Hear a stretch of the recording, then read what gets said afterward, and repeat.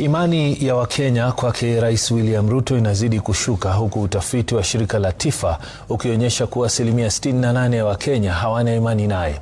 Kwa mujibu wa utafiti huo, Wakenya pia wamekosa imani na taasisi muhimu za serikali zikiwemo idara ya polisi, bunge na hata tume ya IEBC. Zaidi ya thuluthi mbili ya Wakenya wana imani nchi inaelekea pabaya, huku gharama ya maisha ikizidi kupanda na hali ya uchumi ikiendelea kuwa ngumu. Willy Lusige amechambua utafiti huo na hii hapa taarifa yake. Utafiti mpya wa TIFA unaonyesha kuongezeka kwa mashaka ya wananchi nchini, ukibainisha kutoridhishwa kwa kina na uongozi na mwelekeo wa taifa kutokana na shinikizo la kiuchumi linaloendelea kushuhudiwa. Utafiti huo uliofanyika kati ya tarehe 2 na tarehe 11 mwezi Mei mwaka huu ulibaini kuwa asilimia 68 walisema wana imani finyu au wamekosa imani kabisa na Rais William Ruto, huku asilimia 29 pekee wakionyesha kumwamini rais. Utafiti huo pia unaonyesha kuwa Wakenya hawana imani na mihimili muhimu ya serikali na taasisi za umma. Bunge ndio taasisi isiyoaminika zaidi, ambapo asilimia 72 ya Wakenya wanasema hawana imani kabisa.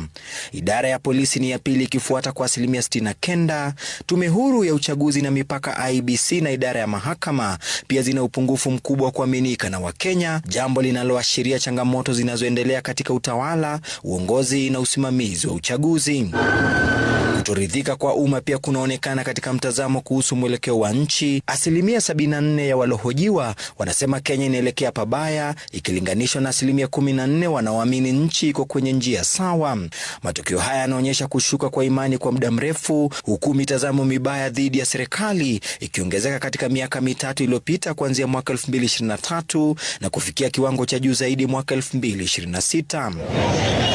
Kuhusu hali ya uchumi kwa mwananchi wa kawaida, asilimia 64 ya Wakenya wanasema hali ya familia zao ni mbaya zaidi leo kuliko ilivyokuwa mwaka 2022 wakati Rais William Ruto alipoingia madarakani, huku asilimia 19 wakisema hali imeimarika.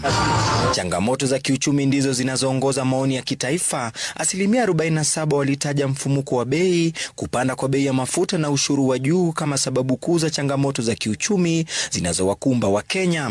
Kwa pamoja, Wakenya 7 kati ya 10 wanaona changamoto za kiuchumi kama tatizo kuu la taifa. Utafiti huo pia unaonyesha kuwa shinikizo la kiuchumi